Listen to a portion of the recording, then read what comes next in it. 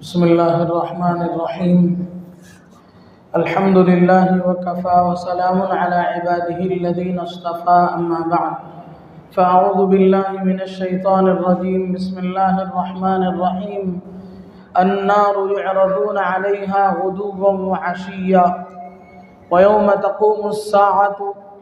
ادخلوا آل فرعون اشد العذاب. صدق اللہ العظیم. میرے محترم بزرگوں، دوستو، یہ سورہ مؤمن کی ایک آیت ہے جس میں اللہ تبارک و تعالیٰ نے عذاب قبر سے متعلق ایک بات ارشاد فرمائی کہ انسان جب مر کر کے قبر میں چلا جاتا ہے، قبر کے مرحلے میں ہوتا ہے، تو اس کو وہ جس ٹھکانے کا مستحق تھا، جہنم یا جنت، جس ٹھکانے کا بھی وہ مستحق ہے، روزانہ صبح شام وہ ٹھکانہ اسے دکھلایا جاتا ہے. اس آیت کا یہ مطلب ہے. بزرگان محترم، عذاب قبر ایک عجیب مرحلہ ہے. انسان جب سے وجود میں آیا، جب سے اللہ نے اسے بنایا، تب سے وہ مختلف مرحلوں سے گزرتا ہے. سب سے پہلے ہم عالم ارواح میں تھے، اس کے بعد اللہ نے جب چاہا ہم ماں کے پیٹ میں آئے، اور پھر جب اللہ نے چاہا ہم اس دنیا میں آئے، اور جب ہماری زندگی کے ایام ختم ہو جائیں گے تو ہم یہاں سے نکل کر، اس دنیا سے نکل کر آخرت کی طرف جائیں گے. اور پھر قیامت جب قائم ہوگی، میدان حشر برپا ہوگا، اس کے بعد جب اللہ تبارک و تعالی جہنم یا جنت کا فیصلہ فرمائیں گے تو پھر جہاں ہمارا اصل ٹھکانہ ہوگا ہم وہاں پہنچ جائیں گے. انسان کے اس دنیا سے جانے اور قیامت کے قائم ہونے سے پہلے تک کا جو مرحلہ ہے، اس پورے مرحلے کو برزخ کہتے ہیں. اسی کو ہم قبر کہتے ہیں. قبر کا مطلب یہ نہیں ہے کہ آدمی کو کسی مٹی کے کسی قبر میں دفنایا جائے. عذاب قبر سے کا مطلب یہ نہیں ہے کہ آدمی کو اس مٹی کے قبر میں عذاب دیا جائے گا، ایسا نہیں ہے. بلکہ پوری حالت کا نام، وہ پورے سٹیج کا نام قبر ہے. اسی کو شریعت کی اصطلاح میں برزخ کہتے ہیں. برزخ کے معنی ہیں آڑ، پردہ، یعنی آخرت، یوم آخرت اور دنیا، ان دونوں کے درمیان ایک آڑ ہے جسے برزخ کہتے ہیں. اس برزخی زندگی کو، یہ برزخی زندگی ہر آدمی کی ایک عجیب ہے، اس کی ایک عجیب شان ہے. یہ آخرت کی منزلوں میں سے سب سے پہلی منزل ہے. ہم لوگ بچپن سے سنتے آتے ہیں کہ حضرت سیدنا عثمان غنی رضی اللہ عنہ کے بارے میں مشہور ہے کہ وہ جنت اور جہنم کے تذکرے سے اتنا نہیں روتے تھے جتنا عذاب کے قبر کے تذکرے پر روتے تھے. یہاں تک کہ آپ کی داڑھی مبارک تر ہو جاتی تھی. کسی پوچھنے والے نے حضرت سے پوچھا، حضرت کیا بات ہے، ایسا کیوں ہے؟ تو حضرت نے فرمایا کہ قبر آخرت کے منزلوں میں سے سب سے پہلی منزل ہے. جس کی وہ منزل پار ہے اس کی ساری آخرت کی تمام منزلیں پار ہیں. تو برزخ کہتے ہیں اس کیفیت کو اور اس حالت کو جو انسان جب اس دنیا سے جاتا ہے اور پھر اللہ تبارک و تعالیٰ قیامت جب قائم کریں گے، اس کے درمیان کا کچھ زمانہ ہے، وہ برزخ کا زمانہ ہے. پچھلے زمانے میں ایک انسان،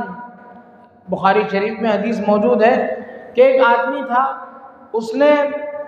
یہ سوچا کہ قبر میں جب داخل کیا جاؤں گا تو قبر کا عذاب ہوگا. میں نے زیادہ اچھے اعمال نہیں کیے ہیں، اس لیے اس کے ذہن میں ایک بات آئی. اس نے کہا اپنے بچوں کو بلا کر کے کہ بھائی جب میں مر جاؤں تو ایسا کرنا کہ مجھے جلانا، میرے جسم کو جلانا، اور اس کی جو راکھ ہے اس راکھ کو، اس کے بعض حصے کو، اس میں سے آدھے راکھ کو سمندر میں ڈال دینا اور آدھی راکھ کو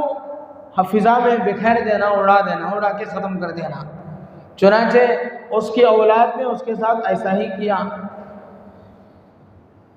روایت میں ہے کہ اللہ کے نبی صلی اللہ علیہ وسلم نے فرمایا کہ جب اس کا انتقال ہوا، اللہ تبارک و تعالیٰ کے دربار میں پیشی ہوئی، اللہ نے پوچھا کہ تو نے ایسا کیوں کیا؟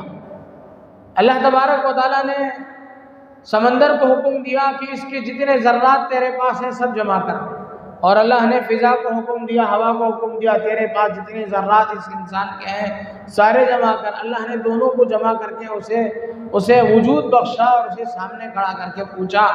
کہ بتا تو نے ایسا کیوں کیا؟ اس نے کہا کہ اللہ آپ تو بہتر جانتے ہیں، مجھے آپ کے عذاب کا خوف تھا۔ اللہ تبارک و تعالیٰ کو اس کا یہ جواب بہت پسند آیا کہ اس بندے کے دل میں میرا اتنا خوف تھا جس کی وجہ سے اس نے یہ کام کیا ہے۔ تو پھر اللہ نے اس کے خوف کو دور کرتے ہوئے فرمایا کہ جا تو بخش دیا گیا۔ اللہ تبارک و تعالیٰ بڑے مہربان ہے، اللہ کے ہاں زیادہ قانون نہیں ہے، قانون کے مطابق ہمیں زندگی گزارنی ہے، اور اللہ کے رحم پر، اللہ کے رحم کی، اللہ کے مہربانی کی ہمیں امیدوار ہونی چاہیے۔ تو بزرگان محترم، آخرت کی منزلوں میں سے قبر ایک اہم ترین منزل ہے، مجھے اور آپ کو اس کی تیاری کرنی چاہیے۔ اللہ کے نبی صلی اللہ علیہ وسلم نے بڑی عجیب و غریب باتیں اس کے سلسلے میں ارشاد فرمائی۔ بندہ مومن جب دنیا سے رخصت ہوتا ہے تو اس کی روح لینے کے لیے فرشتے آتے ہیں، اتنے فرشتے آتے ہیں، کتابوں میں لکھا ہے کہ اس کی نظر جتنی دور جاتی ہے اتنے زیادہ فرشتے اس کے سامنے رہتے ہیں، اور اللہ کے مقرب فرشتے حضرت اسرائیل علیہ السلام اس سے عرض کرتے ہیں کہ اللہ کا حکم ہے تمہیں لے آنے کا، چلو تم۔ پھر وہ اس کی روح وہاں سے نکلتی ہے تو حضرت اسرائیل کے ہاتھ سے لے کر کے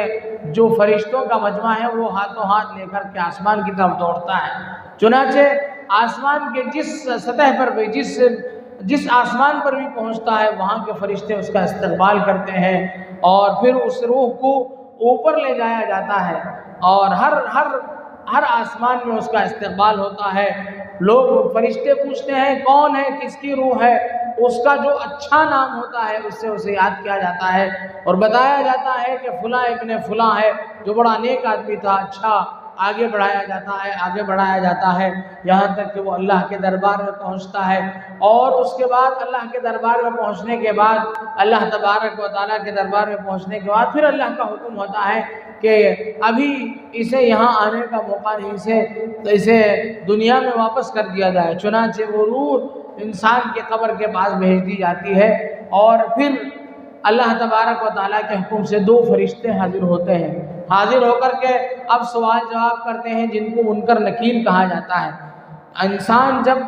انتقال ہو جاتا ہے ہم یہ سمجھتے ہیں کہ وہ بس ختم ہو گیا ہے، لیکن وہ اللہ کے نبی صلی اللہ علیہ وسلم نے فرمایا کہ ہماری ساری حرکتوں کو سنتا ہے، کہ ہمارے اس کے سلسلے میں کیا تذکرے ہیں، کیا تبصرے ہیں، اس کی روح اس کے قریب رہتی ہے اور ساری چیزوں کو دیکھتی اور سنتی ہے۔ اور پھر جب قبر میں رکھا جاتا ہے فرشتے آتے ہیں، اگر نیک بندہ ہے تو فرشتوں کے تمام سوالات کے جوابات خوشی سے دیتا ہے، اور پھر اللہ تبارک و تعالیٰ کے حکم سے فرشتے اس کے لیے قبر وسیع کر دیتے ہیں۔ اور اگر برا ہوتا ہے تو اس کے ساتھ بہت ہی برا سلوک کیا جاتا ہے، ہر آسمان میں اسے ذلت کا سامنا کرنا پڑتا ہے، اور پھر جب قبر کے حوالے کیا جاتا ہے تو وہاں بھی قبر میں بھی اس کے ساتھ بہت برا سلوک کیا جاتا ہے۔ اللہ کے نبی صلی اللہ علیہ وسلم نے فرمایا کہ جس آدمی کو تم نے قبر میں دفن کر دیا اور پھر اس کے قبر پر تم حاضر ہوتے ہو تو اللہ تبارک و تعالیٰ اسے بتلاتے ہیں کہ تمہارا کوئی بندہ تمہارے قبر پر حاضر ہوا ہے، اسے معلوم کرایا جاتا ہے۔ اور پھر کوئی بندہ انتقال کر کے دنیا سے جاتا ہے تو اس کی جو اولاد پہلے انتقال ہو چکی ہو وہ ایسا استقبال کرتی ہے جیسے دنیا میں استقبال کرتے ہیں۔ والدین کہیں باہر گئے ہوں، باہر سے آئے ہوں تو بچے جس طریقے سے خوشی سے ماں باپ سے لپٹ کر کے ان کا استقبال کرتے ہیں، اسی طرح جو اولاد ان کی پہلے بچپن میں جا چکی ہوتی ہے وہ اولاد ان کا استقبال کرتی ہے۔ اور پھر روایتوں میں ہے اللہ کے نبی صلی اللہ علیہ وسلم نے فرمایا کہ انسان اس دنیا سے جانے کے بعد جو اس کے پرانے رشتہ دار اس دنیا سے پہلے جا چکے ہیں ان سب سے ملاقات ہوتی ہے، وہ سب اسے گھیر لیتے ہیں اور سب اس سے پوچھتے ہیں کہ ہمارے فلاں لوگوں کا کیا حال ہے، تم نے کس حال میں چھوڑ آیا، ہمارے بیٹے کا کیا حال ہے، ہماری بچی کیسی ہے، فلاں لوگ کیسے ہیں، سارے حالات وہ لوگ پوچھتے ہیں۔ جو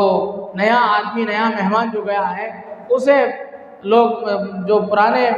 جو لوگ جس دنیا سے جا چکے ہیں وہ لوگ گھیر لیتے ہیں اور دنیا کے حالات معلوم کرتے ہیں، اس سے پوچھتے ہیں اور خوشی کی بات پر خوش ہوتے ہیں، غم کی بات پر اور اچھے نہ حالات نہ ہوں تو افسوس کا اظہار کرتے ہیں۔ روایات میں آیا ہے اللہ کے نبی صلی اللہ علیہ وسلم نے فرمایا کہ یہ صرف نیک بندوں کے ساتھ ہوتا ہے، جو بندہ غلط ہوتا ہے، جس کے بارے میں جہنم کا فیصلہ ہوتا ہے، اسے اپنے پرانے رشتہ داروں سے ملنے کا موقع نہیں دیا جاتا ہے۔ چنانچہ جب کوئی بندہ حاضر ہوتا ہے اور وہاں کسی کے بارے میں پوچھتا ہے کہ فلاں کیا ہوا، تو وہاں کے لوگ بتاتے ہیں کہ ہم نے اسے دیکھا تو نہیں، تو پھر ان میں سے ایک کہتا ہے کہ اچھا اس کے بارے میں جہنم کا فیصلہ ہو گیا ہوگا، اس لیے وہ ہماری جماعت میں نہیں ہے۔ اللہ تعالیٰ ہماری حفاظت فرمائے۔ تو پھر اس کے بعد نبی کریم علیہ السلام نے فرمایا کہ انسان جو بھی اعمال کرتا ہے دنیا میں، اس کے بڑوں کو اس کی اطلاع دی جاتی ہے، باقاعدہ اس کے بارے میں معلومات ہوتی ہیں، اللہ تعالیٰ معلوم کراتے ہیں کہ تم نے جو اولاد پیچھے چھوڑی ہے وہ تمہارے بعد کیا کیا کر رہی ہے۔ اللہ کے نبی صلی اللہ علیہ وسلم نے فرمایا کہ جب دنیا سے انسان چلا جاتا ہے تو جو صدقے جاریہ کر کے جاتا ہے اس کا ثواب اسے ملتا رہتا ہے، نیک اولاد چھوڑ کے جاتا ہے اس کا ثواب اسے ملتا ہے، اور کوئی علم چھوڑ کے جاتا ہے جب تک لوگ اس سے فائدہ اٹھاتے ہیں اس کا ثواب بھی اسے ملتا رہتا ہے۔ کئی بزرگوں نے یہ بات بتلائی ہے کہ ہمیں قبر میں آنے کے بعد، قبر کی منزل میں پہنچنے کے بعد، برزخ میں چلے جانے کے بعد ہمیں جتنی خوشی ہوئی اتنی خوشی ہوئی، ہماری جو حالت یہاں تھی اسے دیکھ کر ہمیں اتنی خوشی ہوئی، ہم نے سوچا کہ کاش ہمیں پہلے معلوم ہوتا کہ یہاں آنے کے لیے کوئی چیز کھانی پڑتی یا کوئی کام کرنا پڑتا تو ہمیں وہ کام کر کے جلدی سے یہاں آ جاتے۔ روایت میں آتا ہے نبی کریم علیہ السلام نے فرمایا کہ جس طریقے سے ماں کی پیٹ سے آنے والا بچہ دنیا میں آنے کے بعد فری محسوس کرتا ہے کہ میں ایک بڑی اور اچھی جگہ پہنچ گیا ہوں، یہاں بہت آرام رہے گا، وہاں گھٹن میں تھا، اسی طریقے سے ایک مومن اس دنیا سے جانے کے بعد، قبر کے حالت برزخ میں پہنچنے کے بعد بہت فری محسوس کرے گا اور یہ سوچے گا کہ کیسے جھمیلوں میں تھا، کیسی پریشانیوں میں تھا، آج کتنا سکون ہے۔ ایک بادشاہ، ایک سلیمان ابن عبد الملک جس کا نام تھا، اس نے حضرت ابو حازم رحمۃ اللہ علیہ سے پوچھا کہ حضرت لوگ قبر میں جانے سے کیوں اتنا ڈرتے ہیں، لوگوں کو قبر سے کیوں زیادہ وحشت ہوتی ہے؟ تو حضرت ابو حازم نے فرمایا کہ لوگوں نے دنیا کو آباد کیا ہے، لوگ ہمیشہ دنیا کی آبادی سوچتے ہیں، میرا گھر اچھا ہو، مجھے خوب دولت ہو، میرے بال بچے خوش ہوں، آخرت کی کوئی فکر نہیں کرتا، ہمیشہ دنیا کی سوچتا ہے اور دنیا کو آباد رکھنے کی کوشش کرتا ہے، اس کی دنیا آباد رہتی ہے، اور جب دنیا اس کی آباد ہے تو اس کی آخرت برباد ہے، ویران ہے۔ اور بتاؤ تم ہی، اگر تمہیں عقل ہو تو یہ بتاؤ کہ کون آبادی سے ویرانے میں جانے کو پسند کرے گا؟ اگر اس کے خلاف تم اپنی دنیا کو چھوڑ کر آخرت کو آباد کرنے والے بنو گے تو تمہیں بھی ویرانے سے آبادی پر جانے کی جو خوشی ہوگی وہ خوشی تمہیں ملے گی۔ تو بزرگان محترم، قبر کا مرحلہ ہی ایک عجیب و غریب مرحلہ ہے۔ انسان جب قبر میں رکھا جاتا ہے تو اللہ کے نبی صلی اللہ علیہ وسلم نے فرمایا کہ قبر میں رکھنے کے فوراً بعد نماز اس کے سرانے آ جاتی ہے، روزہ اس کے دائیں آ جاتا ہے، زکوٰۃ اس کے بائیں آ جاتا ہے، اور جتنے دوسرے اعمال ہیں اس کے بائیں کے آ جاتے ہیں۔ جدھر سے بھی کوئی عذاب یا کوئی چیز متوجہ ہوتی ہے مردے کی جانب، ادھر سے فوراً دفاع ہوتا ہے، ڈیفنس ہوتا ہے کہ نہیں یہ ہمارا آدمی ہے، اسے کچھ چھیڑنے کی کوشش نہ کی جائے۔ تو چاروں طرف سے اللہ تبارک و تعالیٰ اس بندے کو محفوظ کر دیتے ہیں۔ اسی طریقے سے نبی کریم علیہ الصلاۃ والسلام نے فرمایا کہ سورہ الف لام میم سجدہ اور سورہ ملک، یہ دو سورتیں ایسی ہیں جو انسان کو عذاب قبر سے بچاتی ہیں، عذاب قبر سے حفاظت کرنے والی ہیں۔ اللہ کے نبی صلی اللہ علیہ وسلم نے فرمایا کہ جب انسان کو قبر میں رکھا جاتا ہے اور وہ روزانہ سورہ ملک اور سورہ الف لام میم سجدہ کی تلاوت کا عادی ہو، اور پھر قبر میں اس کی طرف کوئی عذاب یا کوئی سزا متوجہ ہو، تو یہ دونوں صورتیں اللہ سے گویا کہ جھگڑا کرتی ہیں کہ یہ تو روزانہ ہماری تلاوت کرتا تھا، آپ اسے کیسے تکلیف پہنچائیں گے؟ جب فرشتے اصرار کرتے ہیں تو وہ اللہ سے درخواست کرتے ہیں کہ یا تو اسے چھوڑ دیجئے یا ہمیں اپنے کتاب سے ہمیں نکال دیجئے۔ تو یہ ایسے راستے ہیں جنہیں ہمیں اختیار کرنے کی ضرورت ہے اور اپنے قبر کی راحت کو تلاش کرنے کی ضرورت ہے۔ اللہ کے نبی صلی اللہ علیہ وسلم نے فرمایا، بہت ساری باتیں ارشاد فرمائیں جن سے آدمی کو قبر میں راحت ملے گی۔ نبی علیہ السلام نے فرمایا کہ جو آدمی پیٹ کی بیماری میں مبتلا ہو کر کے انتقال ہوتا ہے، اللہ تبارک و تعالیٰ اسے قبر کی زندگی آسان فرما دیتے ہیں۔ اور اسی طرح جو آدمی جمعے کے دن انتقال ہوتا ہے یا رمضان کے مہینے میں انتقال ہوتا ہے، اللہ تبارک و تعالیٰ اس کے اوپر سے سوال جواب ختم کر دیتے ہیں۔ سوال جواب جمعے کے دن انتقال ہونے والے یا رمضان کے مہینے میں انتقال ہونے والے کے لیے سوال جواب کی دشواری پیش نہیں آتی، وہ سکون سے رہتا ہے۔ تو یہ قبر کے سلسلے میں اللہ کے نبی صلی اللہ علیہ وسلم نے اچھی باتیں ارشاد فرمائیں، لیکن وہیں آپ علیہ السلام نے فرمایا کہ بہت ساری چیزیں ایسی ہیں جن کی وجہ سے انسان کو قبر میں عذاب میں مبتلا کیا جاتا ہے۔ ان میں سے ایک چیز ہے چغلی، کسی کے بارے میں دوسروں کو بتلانا، کسی کے بارے میں دوسروں کو پھنسانے کے لیے اس کے بارے میں اطلاعات دینا، جسے چغلی کہتے ہیں، یہ عذاب قبر کا باعث ہے۔ اسی طرح اللہ کے نبی صلی اللہ علیہ وسلم نے فرمایا کہ پیشاب میں بے احتیاطی کرنا، ہم لوگ استنجا کو جاتے ہیں، پیشاب خانے میں جاتے ہیں، پیشاب سے فارغ ہوتے ہیں، انتظار نہیں کرتے، ویسے ہی چلے جاتے ہیں۔ بہتوں مرتبہ ایسا ہوتا ہے کہ آدمی جلدی میں گیا، استنجا کیا اور فارغ ہو کر کے آ گیا، بہت دیر کے بعد بھی اسے قطرے نکل جاتے ہیں، اس کی وجہ سے اس کی پیشاب میں بے احتیاطی ہو جاتی ہے۔ اس لیے اس میں بہت احتیاط کرنے کی ضرورت ہے۔ ہمارے حضرت مولانا حکیم محمد احمد صاحب رحمۃ اللہ علیہ فرمایا کرتے تھے کہ بھائی پہلے زمانے کی طرح اب قوا مضبوط نہیں رہے، انسان کے بدن کے اعضاء ظاہری اور باطنی اعضاء زیادہ قوی نہیں رہے، اس لیے پیشاب کے سلسلے میں بہت زیادہ احتیاط کی ضرورت ہے۔ تو عذاب قبر اور قبر کا مرحلہ ایک عجیب و غریب مرحلہ ہے، اور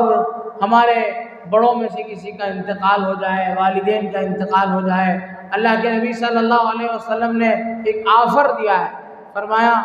کہ جس کے والدین انتقال کر جائیں اور اسے اپنے والدین کی زندگی میں اسے صحیح خدمت کا موقع نہیں ملا ہو اور اب کوئی راستہ نہ ہو، تو اس کے لیے چاہیے کہ وہ ہر جمعے کو اپنے والدین کی قبر میں حاضری دے کر کے ان کے لیے دعا کرے، دعائیں مغفرت کرے، تو اللہ تبارک و تعالیٰ اسے فرما برداروں میں رکھیں گے۔ تو یہ قبر کا عذاب اور قبر کا مرحلہ حق ہے۔ اہل سنت والجماعت کا عقیدہ یہ ہے کہ قبر ایک منزل ہے، باقاعدہ ایک منزل ہے، جس میں اللہ تبارک و تعالیٰ انسان کے پہنچ جانے کے بعد آخرت کے تمام مراحل وہیں سے شروع ہو جاتے ہیں۔ صبح شام، ابھی جو آیت میں نے پڑھی اس میں اللہ تبارک و تعالیٰ نے فرمایا کہ صبح شام جس ٹھکانے کو وہ جائے گا وہ ٹھکانہ صبح شام بتایا جاتا ہے۔ اللہ تبارک و تعالیٰ سے دعا ہے کہ اللہ تبارک و تعالیٰ مجھے اور آپ کو اور پوری امت مسلمہ کو عذاب قبر سے حفاظت فرمائے اور ہماری قبروں کو نور سے منور فرمائے، اور ہماری قبروں میں اور ہمارے بڑوں کے جتنے ہمارے بڑے اس دنیا سے جا چکے ہیں ان کی قبروں میں وسعتیں پیدا فرمائے، قبر کے عذاب سے ہماری پوری حفاظت فرمائے، اور قبر کے منزل میں جانے سے پہلے ہمیں اس کی پوری تیاری کرنے کی توفیق نصیب فرمائے۔ آمین۔ وآخر دعوانا ان الحمد للہ رب العالمین۔